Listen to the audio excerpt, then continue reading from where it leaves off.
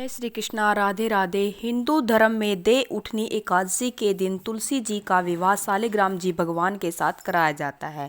एकादशी के अलावा आप भी तुलसी जी का विवाह द्वादशी तिथि पर भी कर सकते हैं। जो भी तुलसी जी का विवाह कराते हैं उनका दाम्पत्य जीवन सुखी बन जाता है।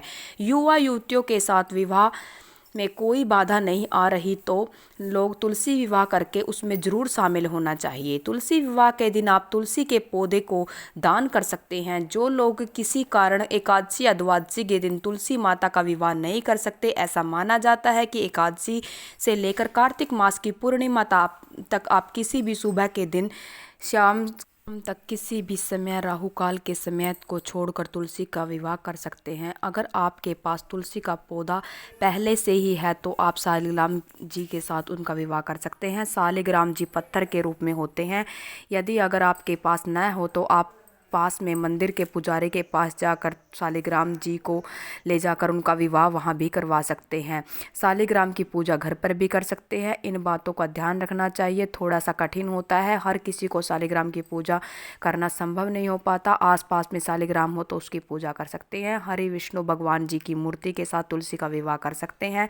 जो मूर्ति या तस्वीर आपके पास है, लक्ष्मी जी में हो, उसमें उसके साथ उसका विवाह कर सकते हैं। पौधे में अगर तुलसी जी का विवाह किया जाता है तो आप चाहे पौधे को दान भी कर सकते हैं। यदि पौधा घर में नहीं रखते तो दान आसपास के मंदिर में भी दान कर सकते हैं। तुलसी के पौधे को आप किसी नदी के किनारे, सरोवर, तालाब या किसी पवित्र जगह पर ले जा सकते हैं। तुलसी का विवाह करके घर में सुख शांति आती है। या यदि किसी आर्थिक समस्या है तो उस समस्या भी दूर होती है, बाधाएं दूर होते हैं।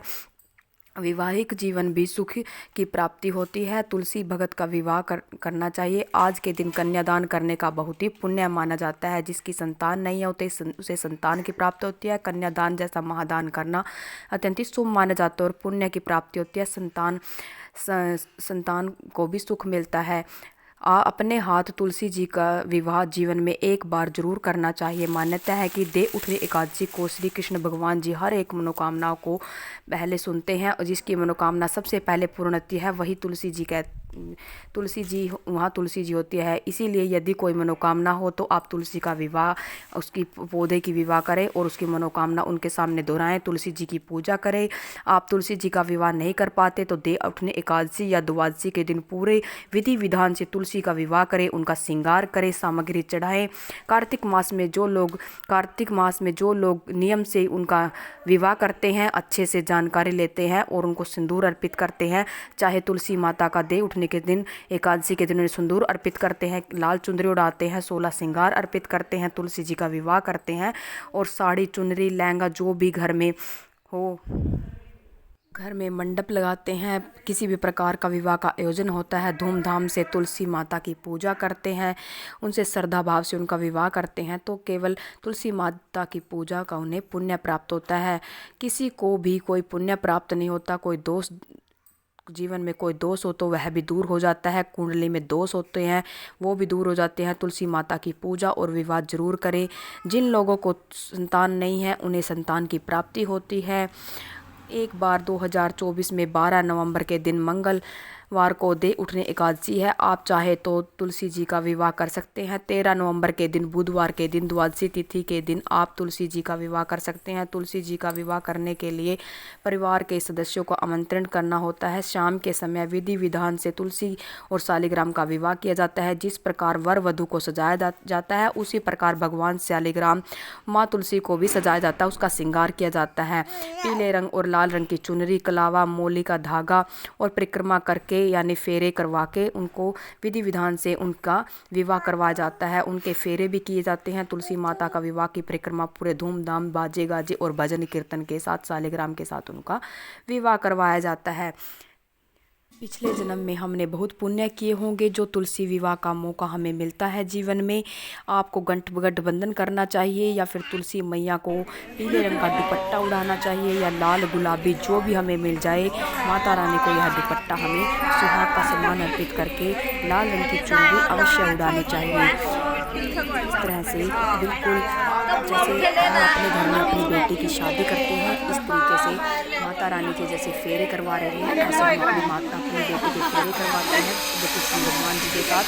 ऐसे हमें उनके फेरे करवाने होते हैं और इस तरीके से हमें परिक्रमा करनी होती है। जैसे 7 फेरे होते हैं, पंडित को बुलाकर घर पे या मंदिर में उनके फेरे के साथ परिक्रमा करवानी चाहिए, उनके भजन और गीत गाने चाहिए। इस तरह से बिल्कुल आसान तरीके से हमने यहाँ पर आपको तुलसी विवाह की पूजा विधि बताई है। जैसे हम अपनी बेटी का विवाह करते हैं, ऐसे हमने आज कार्तिक महीने में 3 एकादशी के दिन तुलसी माता का विवाह किया है। कन्यादान में हमारे पास 24 जो भी हम अपनी बेटी को कन्यादान में देते हैं, सभी औरतें कन्यादान लेंगी। सुहाग का सारा सामान यहाँ पर इकट्ठा करके पुजारी जी को देंगे और इसको तुलसी माता को आज कन्यादान यहाँ पर मंदिर में भी किया जा सकता है। घर पे किया है तो मंदिर में भी किसी पुजारी से मंत्रों के साथ इस तरीके से बिल्कुल आसान तरीके से हम माता रानी की यहाँ पर पूजा करके उनका विवाह करके अपने घर में सुख समृद्धि का वास कर सकते हैं और यहाँ पर अपनी मनोकामना की पूर्ति कर सकते हैं। तुलसी माता के पास अगर बैठकर हम ये कहे कि तुलसी माता हमने आपके विवाह शालिग्राम भगवान कृष्ण भगवान के साथ करवाया है, तो हमारी मनोकामना को पूरा करो। तुलसी माता हमारे जीवन में सुख समृद्धि का वास करके हमारी मनोकामना को पूरा करती है। जिसको भी कोई दोष लगा हो, किसी को संतान नहीं है, किसी को अगर कोई दोष लगा हो तो सब ग्रहों को माफ करके तुलसी माता हमें आशीर्वाद देती है और हमारे घर को धन धान्य से भर देती है। वैसे ही कार्तिक महीने में अगर हम तुलसी माता की जितनी सेवा कर सकते हैं हमें उतनी करनी चाहिए। सुबह शाम हमें दीपक जलाना चाहिए। यहाँ पर तुलसी माता का हमने पूरी विधि विधान से यहाँ पर शादी की है और यहाँ पर हम तुलसी माता के फेरे हो रहे हैं। फेरे करवाने के बाद उनके बाद इसकी विदाई कर देंगे और इस तरीके से बिल्कुल अच्छी लगी हो तो अपनी लाइक करें, कमेंट करें। जय माता दी, जय तुलसी।